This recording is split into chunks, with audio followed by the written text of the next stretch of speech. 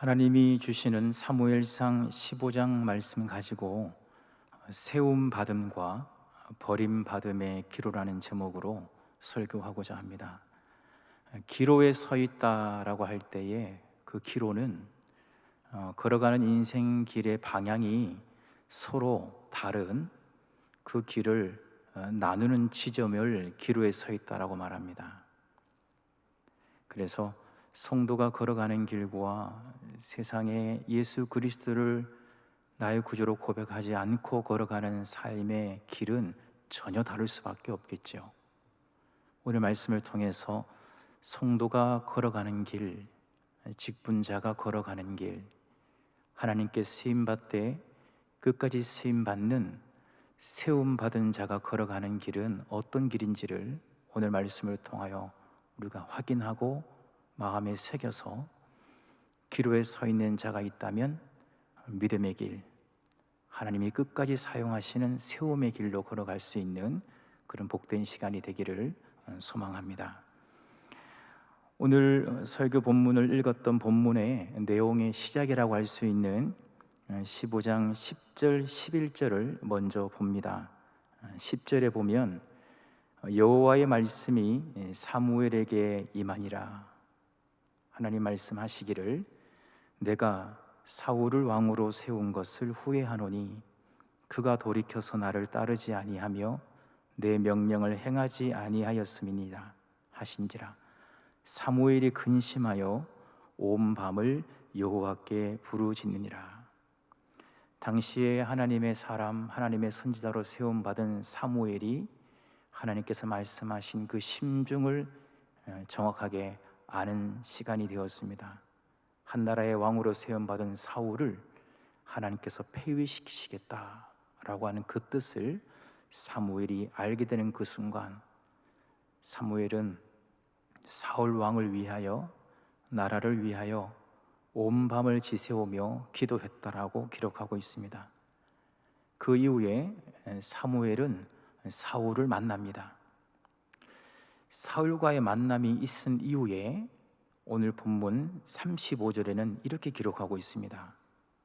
사울과의 만남이 어떠했는지 유추해 볼 수 있는 말씀인데 35절에 보면 사무엘이 죽는 날까지 사울을 다시 가서 보지 아니하였으니 이는 그가 사울을 위하여 슬퍼함이었고 여호와께서는 사울을 이스라엘 왕으로 삼으신 것을 후회하셨더라. 온 밤을 지새우며 기도한 사무엘이 사울과의 만남의 그 만남의 시간들, 그 만남의 내용들이 결국은 다시는 사무엘이 사울을 만날 마음이 없도록 만들어 버렸다는 것이죠.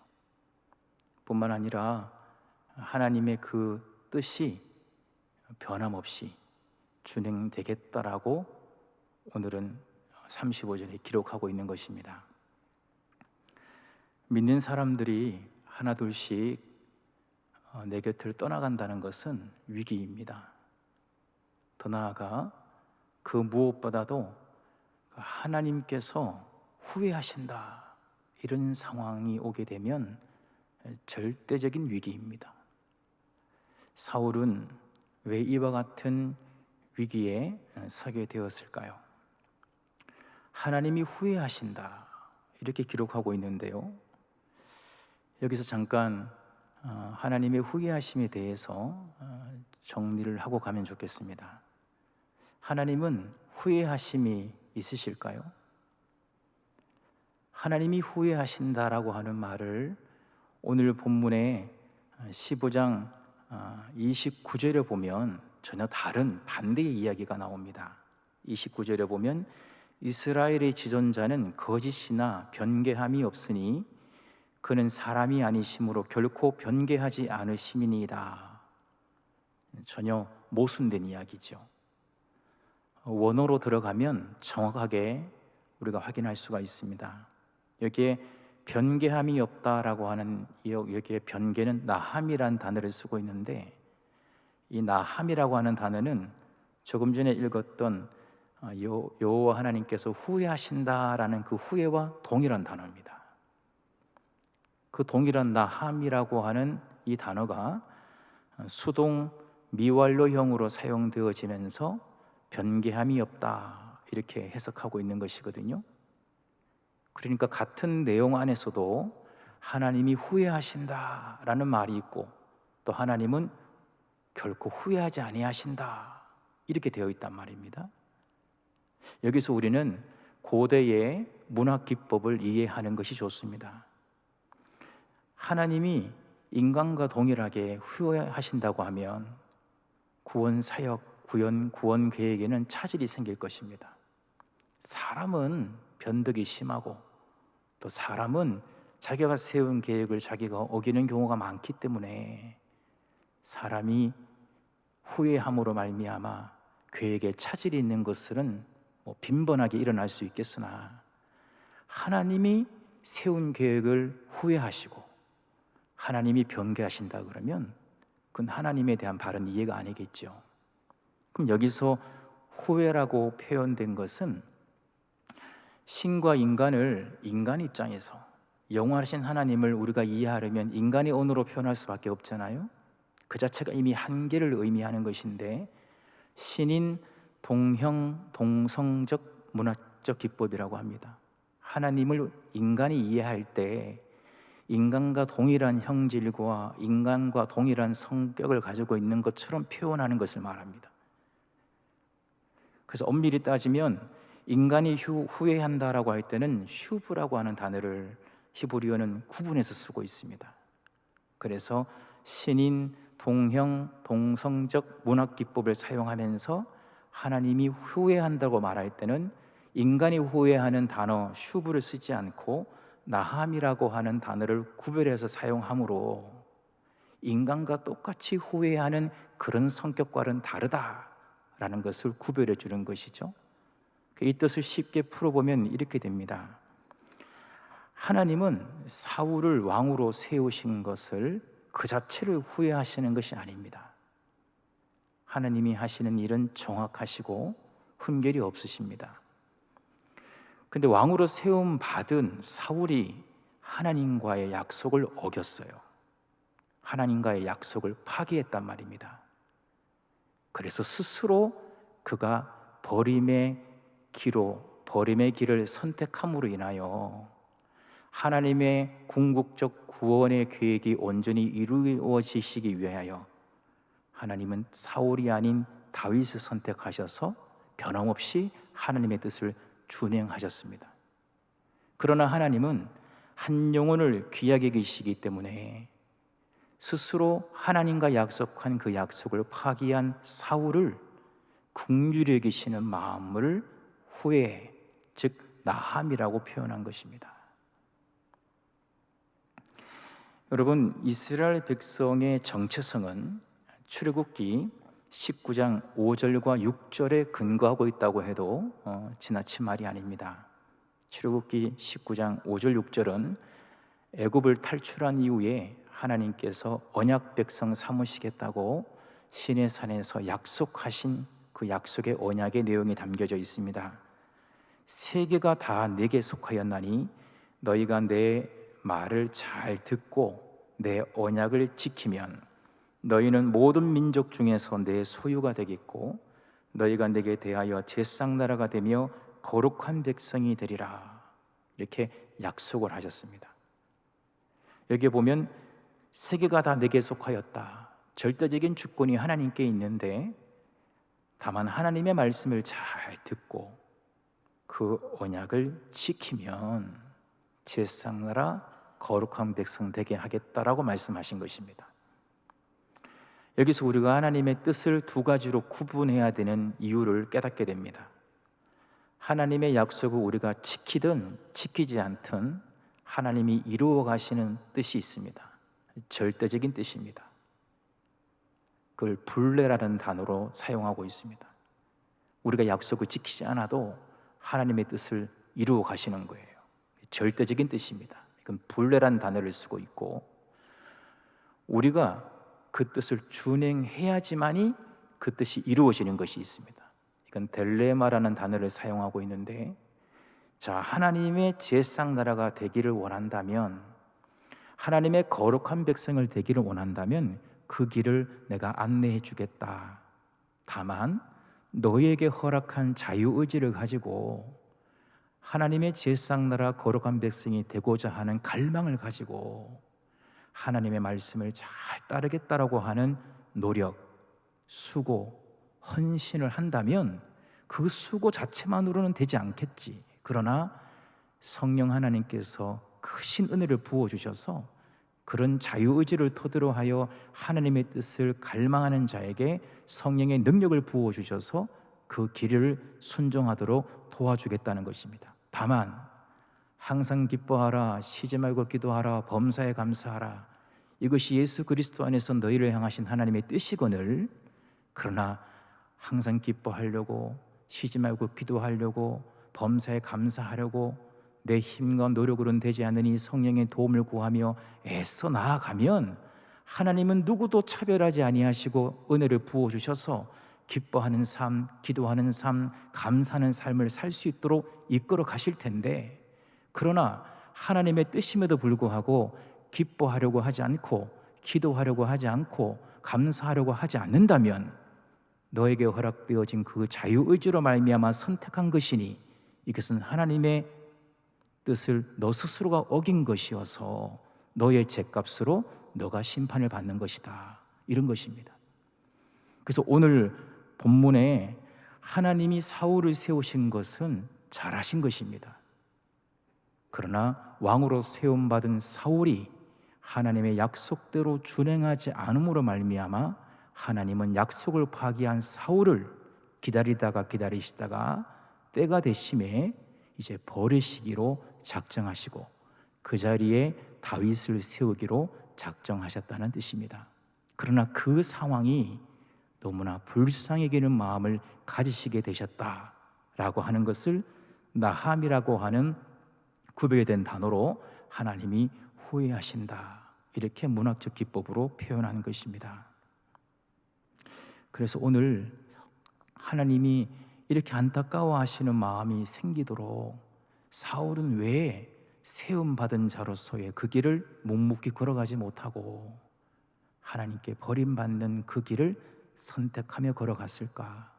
어떤 생각으로, 어떤 마음으로, 어떤 행실로 왕의 자리를 지켰길래 하나님께서 결국은 안타까워하시며 불쌍히 여기는 마음으로 버리시는 상황이 오게 되었을까? 그것을 오늘 확인하고자 하는 것입니다.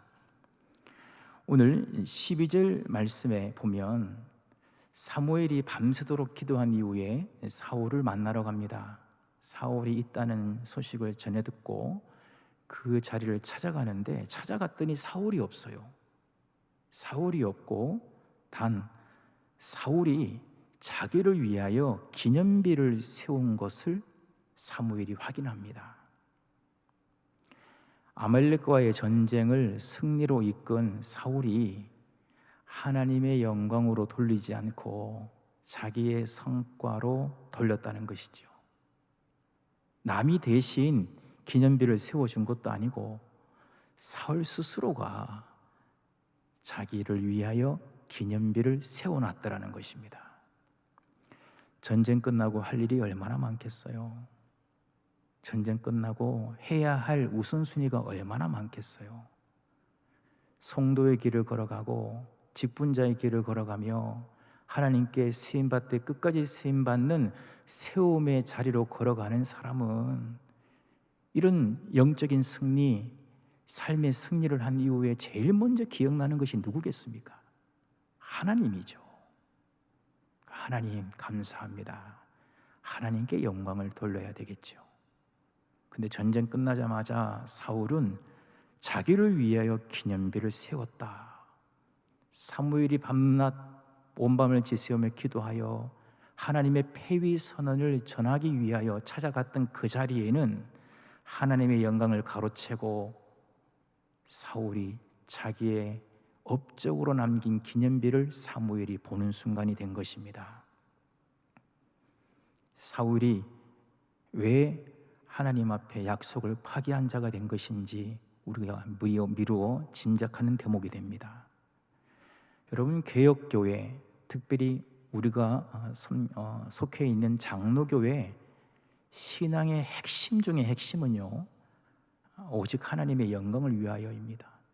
그래서 장로교 교단에서 신앙생활 하신 분들은 어릴 적부터 귀에 마음의 신비에 새겨진 것은 항상 무슨 일을 하든지 간에 하나님의 영광을 위해서 해야 된다, 이런 얘기를 항상 듣고 자랐을 것입니다. 하나님의 영광을 위하여 사는 것이 인생의 제1된 목적입니다. 왜 사느냐? 하나님의 영광을 위해서 사는 것입니다. 그런데 일상생활도 아니고 전쟁에서 승리한 그 순간에 그 성공의 승리의 그 기쁨을 내 것으로 돌린다? 버림받는 길을 선택하게 된 것이죠. 하나님께 쓰임받는 사람들은 이것을 제일 조심해야 합니다. 하나님의 영광을 가로채는 것입니다. 이것은 하나님이 슬퍼하시고 불쌍히 계시는 상황, 버리시는 상황이 오게 되는 것입니다. 사무엘이 사울이 어디 갔나 찾아서 결국은 사울을 만납니다. 사울을 만나자마자 사울이 먼저 대뜸 이렇게 말을 해요. 13절에 보니까 사무엘이 사울에게 이른즉 사울이 그에게 말을 합니다. 원하건대 당신은 여호와께 복을 받으소서. 내가 여호와의 명령을 행하였나이다. 사무엘을 보자마자 사울이 먼저 내가 하나님의 명령을 준행했다라고 확언을 합니다. 여호와의 명령이란 무엇을 의미할까요?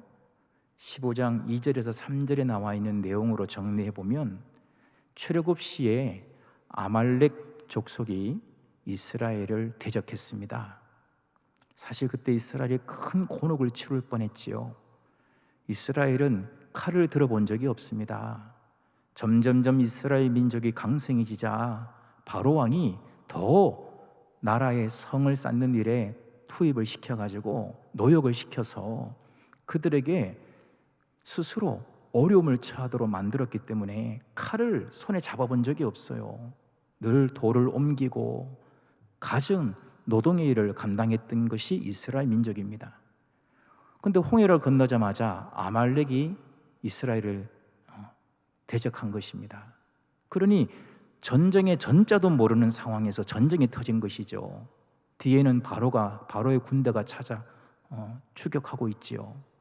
그래서 여러분 잘 아시다시피 모세가 아론과 훌이 모세의 두 팔을 붙들어 올리면서 같이 기도하고 또 여호수아가 전장터에서 진두지휘하며 전쟁을 해가지고 결국은 아말렉을 이기는 그 싸움을 기억하실 것입니다.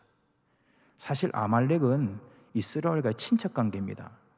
왜냐하면 야곱의 형 에서의 손자가 아말렉이거든요. 그러니까 이스라엘 민족이 출애굽을 할 때 도와주지는 못할 망정 친척 관계인 아말렉이 이스라엘을 죽이겠다고 했으니 이거 얼마나 하나님 가시는 길을 대적한 잘못된 범죄이겠습니까?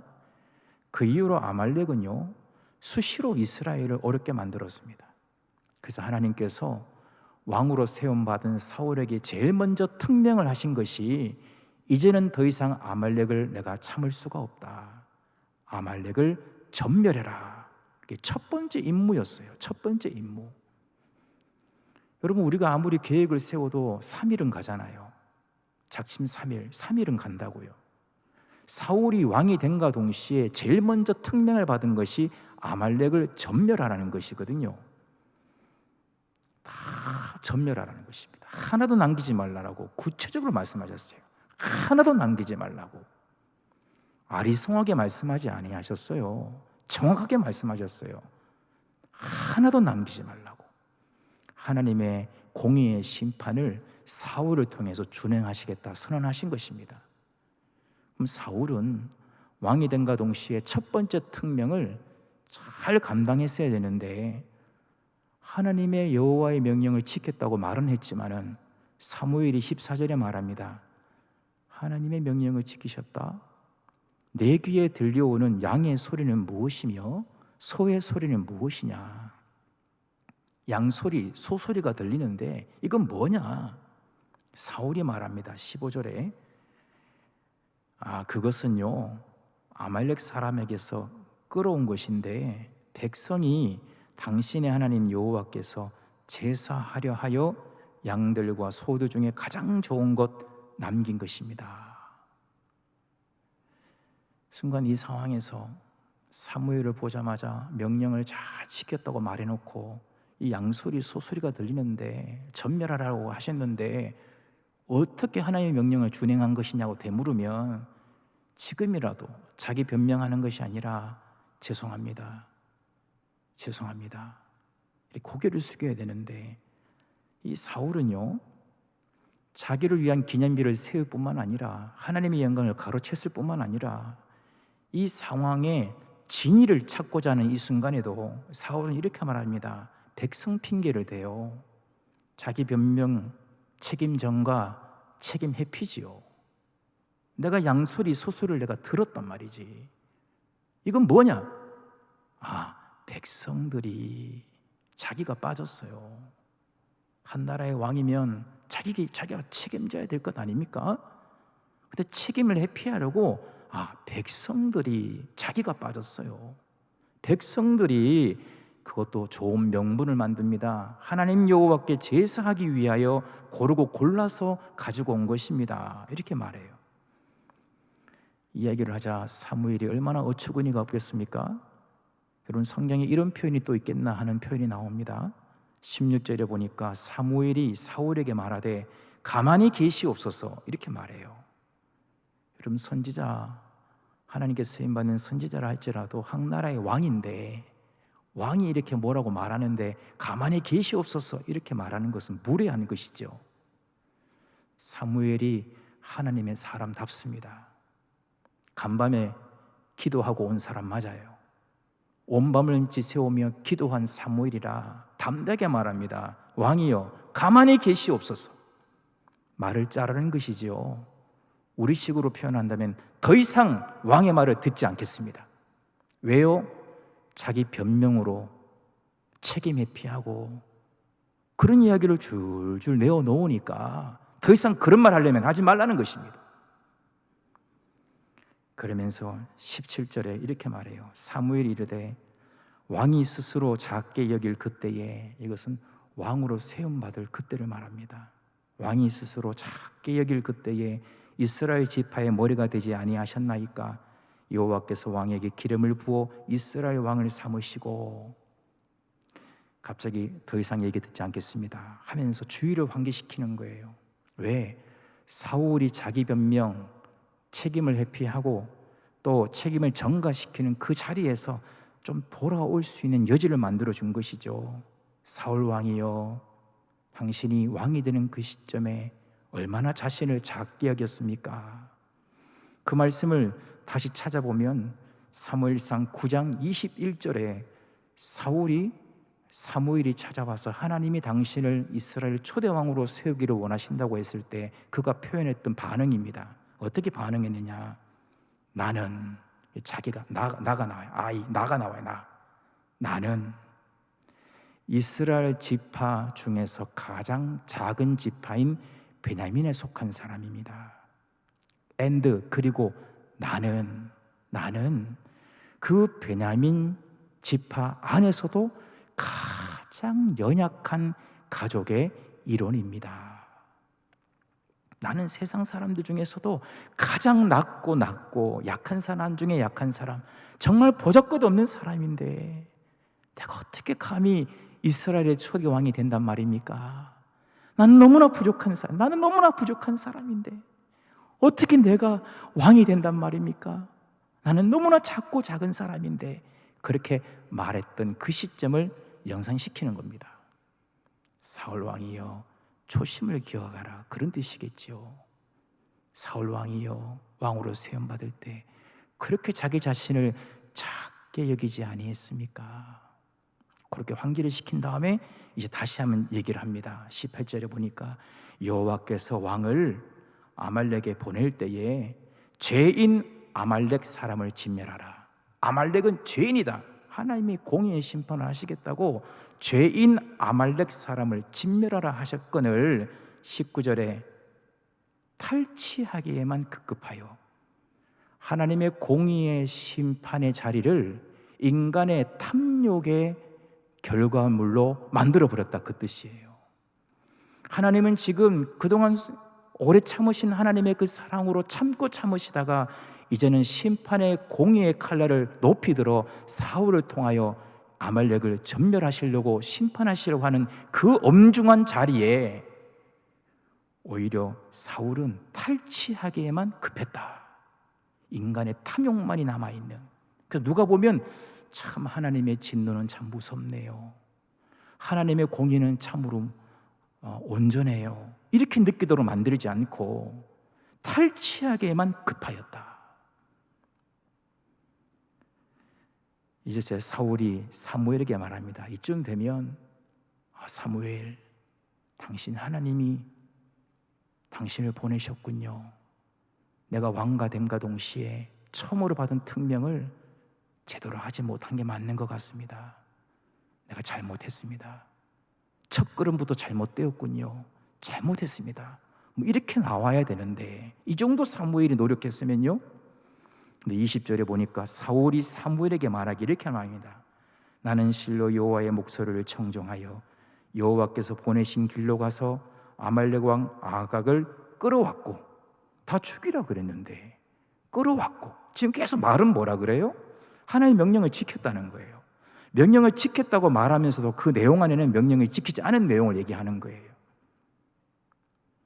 아말렉 왕 아각을 끌어왔고 아말렉 사람들을 진멸하였으나 21절, 다만, 이 부분이 한국말로 번역되기를 참 적절한 표현입니다. 다만 백성이 마땅히 멸할 것 중에, 마땅히 멸해야 되지만 백성들이, 다만 백성들이 마땅히 멸해야 되지만 백성들이 가장 좋은 거 취해서 하나님께 제사 지내자, 그래서 그것만큼은 그렇게 가져온 것이지요 하고 결국은 자기 변명을 끝까지 하는 거예요.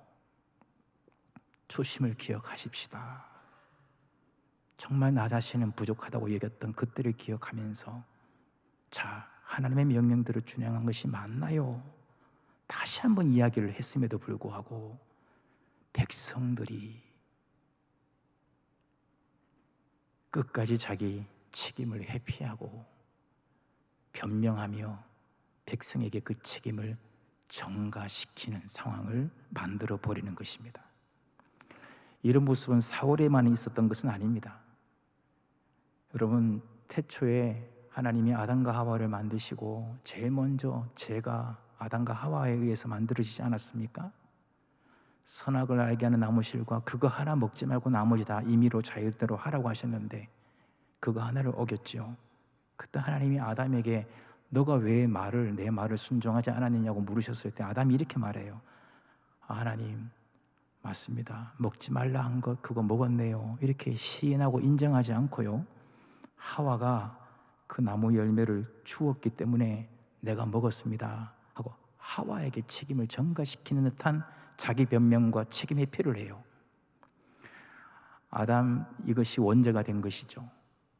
여러분, 아론은 어떻습니까? 모세가 하나님의 말씀 받기 위하여 40일 금식하며 시내산 정상에 올라가 있을 때에 이스라엘 백성이 영적 지도자인 모세가 내려오지 않자 그들 스스로가 자중질환이 일어나면서 이스라엘을 여기까지 이끌어낸 것은 하나님이 아니라 다른 신이 있다.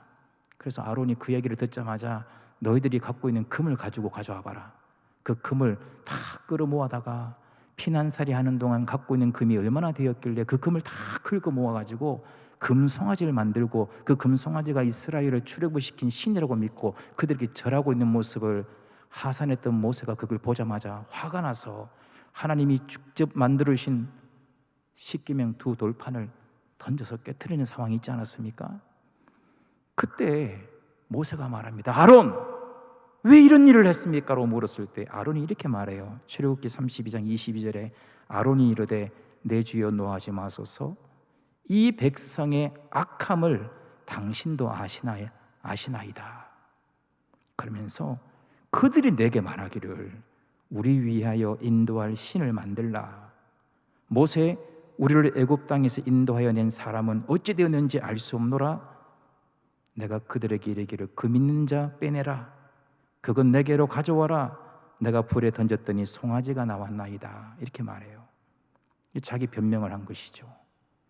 하나님께 쓰임받는 자, 기쁜 자, 믿음의 길을 걸어가는 성도가 하나님의 말씀을 준행하지 않았다는 것을 지적받았을 때 오호라, 나 때문입니다. 내 탓입니다. 나의 잘못입니다. 라고 하면 우리 하나님은 너 왜 이렇게 잘못했어? 그것보다는 잘못한 자가 하나님을 붙잡고 용서를 구할 때 꺼져가는 등불도 끄지 아니하시고 아주 빨간 주홍색 같은 죄라 할지라도 흰눈같이 이게 하신다라고 하는 하나님의 놀라운 그 역사를 인정하면 되는데 인정하지 않았어요. 나 때문입니다. 내 탓입니다. 인정하고 책임지는 자세가 없는 것입니다. 이것은 세움받는 길을 선택하는 것이냐, 버림받는 길을 선택하시는 것이냐, 이 기로에서 결탄코 세움받는 길로 가는 것은 아닙니다. 이 시대가 모두가 다 책임 회피예요. 책임 회피를 하다 못해 누군가를 세워놓고 책임을 전가시켜요. 자기 변명만 한단 말입니다. 이것이 죄입니다. 사울은 철저히 하나님의 말씀을 준행했다고 선언하면서도 항상 자기 변명, 책임 전가, 책임 회피로 이 문제를 넘긴 것입니다. 이쯤 되니까 우리 사울이 이렇게 얘기를 합니다. 그때 사무엘이 이렇게 얘기합니다. 단호하게 얘기를 해요. 사무엘이 15장 24절에 사울이 사무엘에게 이렇게 말합니다. 내가 범죄하였습니다. 내가 내 백성을 두려워하여 그들의 말을 충종하였습니다. 이렇게 사울이 말을 해요. 사울이 나 이제 범죄했다. 나 솔직히 백성들의 그 말 한마디 한마디가 솔직히 두렵더라. 그래서 하나님 말씀과 배치되는 것이란 걸 알았지만 하나님은 눈에 보이지 아니하고 내게 위력을 주고 두려움을 주는 자 사람은 내 앞에 보이고, 근데 그 백성들이 하나님의 뜻과 다를 때 솔직히 고민이 되었는데 나는 백성들을 두려워하게 되었다. 그래서 그들의 말을 청종하게 된 것이다. 이렇게 이제 솔직히 이제 말을 해요. 이 말이 처음부터 나왔어야지요. 사무엘이 사울을 만나자마자 사울이 나 여호와의 명령을 다 지켰습니다 이렇게 인사할 것이 아니라 사무엘, 당신을 보는 순간 내 마음이 뜨끔합니다. 내가 하나님 말씀을 불순종했어요. 이렇게 시작해야 되는 것인데 왜 이렇게 빙빙 돌고 돌아서 이제 와서 그가 솔직히 백성들 두려워서 내가 그들의 말을 청종한 것입니다. 이제 인정을 할까요? 이렇게 인정한 것도요, 사무엘이 대선언을 했기 때문입니다. 그 대선언이 24절 바로 위에 있거든요. 우리가 잘 아는 말씀입니다. 사무엘이 이르되 여호와께서 번제와 다른 제사를 그 목소리를 청종하는 것을 좋아하심같이 좋아하시겠나이까?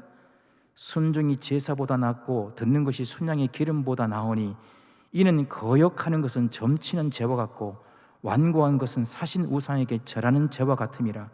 왕이 여호와의 말씀을 버렸으므로 여호와께서도 왕을 버려 왕이 되지 못하게 하셨나이다. 이렇게 딱 선언을 하니까 그제서야 당신 왕의 자리에서 폐위요 폐위 내려오시오 이런 말을 들으니까 그제서야 사울이 벌벌 떨리면서 내가 범죄했나이다. 내가 백성을 두려워하여 백성들의 말을 청종한 것이 맞나이다. 내 죄를 사하고 나와 함께 돌아가서 나로 하여금 여호와께 경배하소서. 이렇게 나온 것입니다. 꼭 여기까지 가야만 되는 것입니까? 당신 그 자리에서 내려와야 되겠어. 하나님이 당신 버리셨어. 이러는 지경까지 와야지만이 내가 범죄했습니다. 솔직히 하나님의 말씀 청종 안 하고 사람이 두려워서 사람 말에 내가 청종한 것이 맞습니다. 내 죄를 사해 주세요. 나와 함께 돌아가서 하나님께 예배드릴 수 있도록 길을 열어주세요.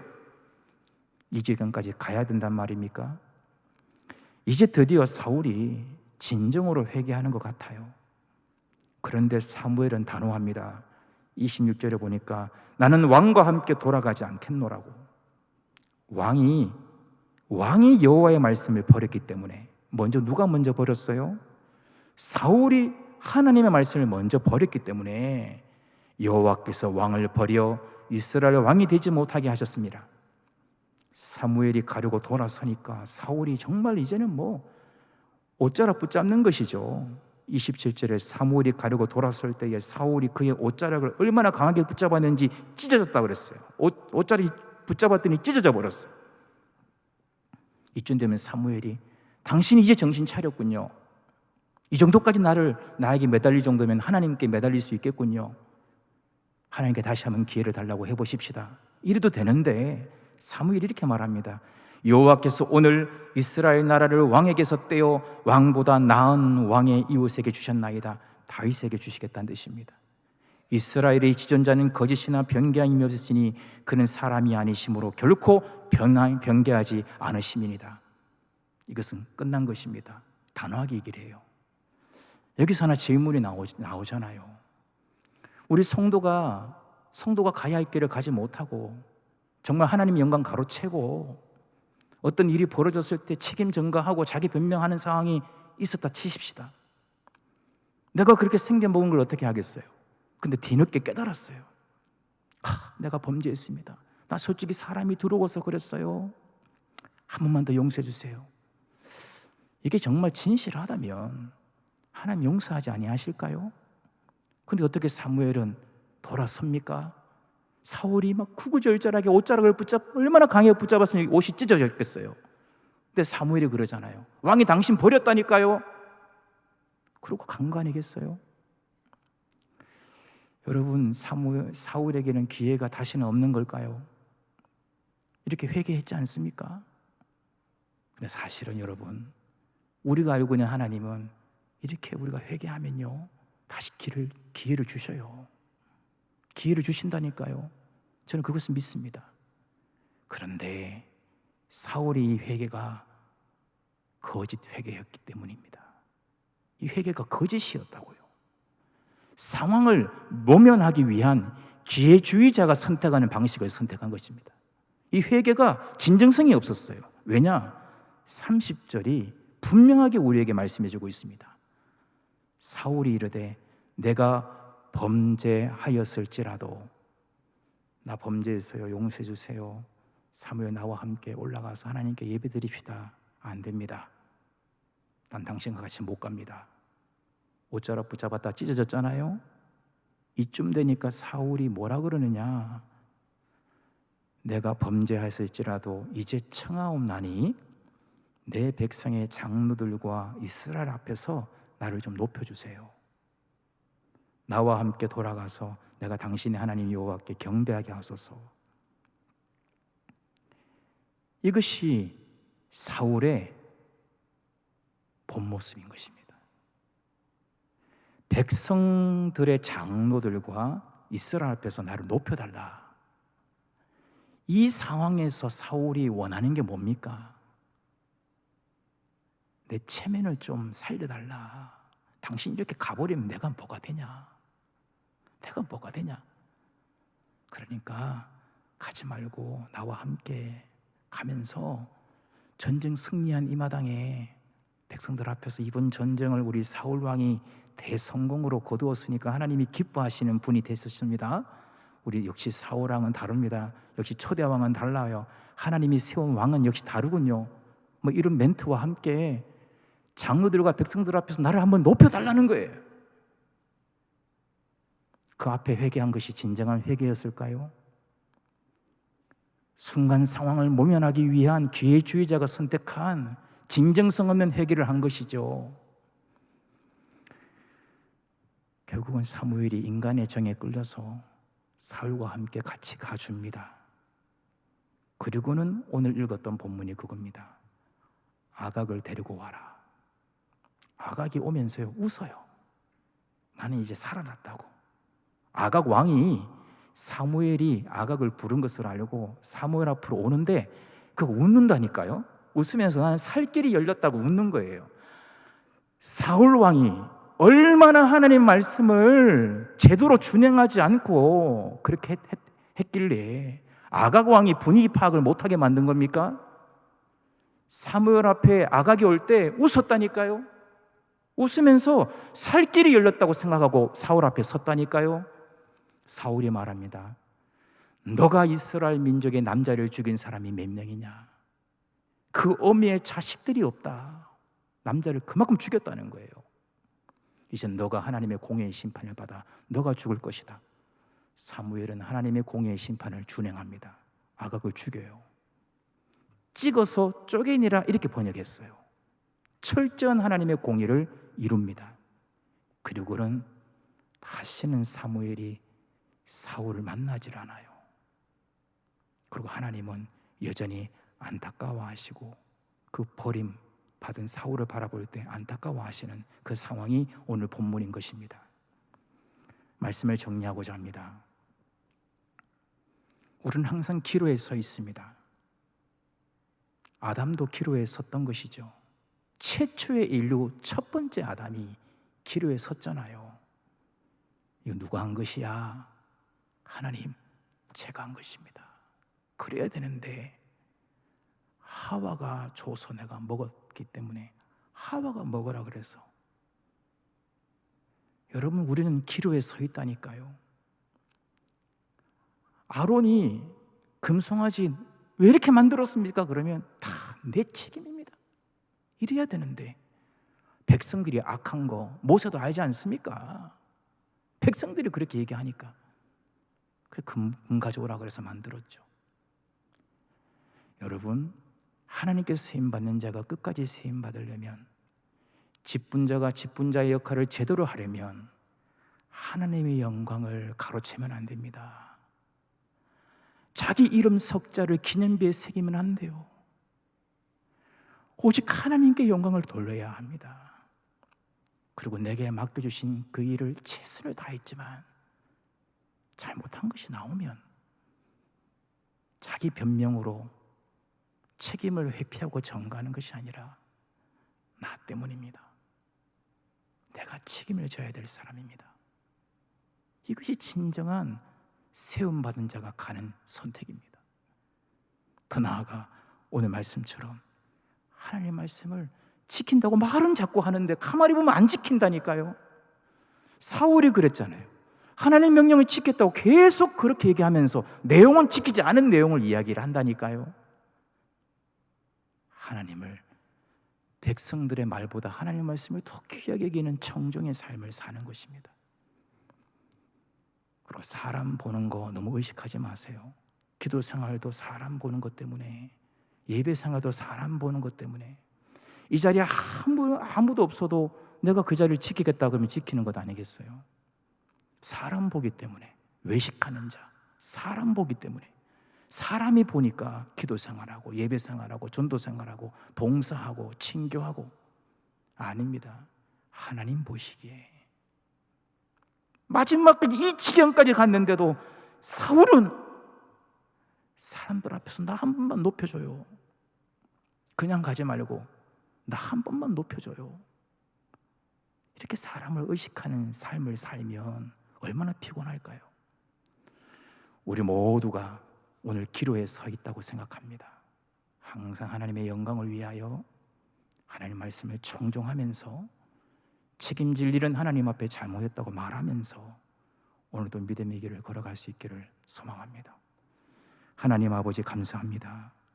오늘 사울을 통하여 안타까워하시는 하나님의 심정을 읽고 내 삶에 적용합니다.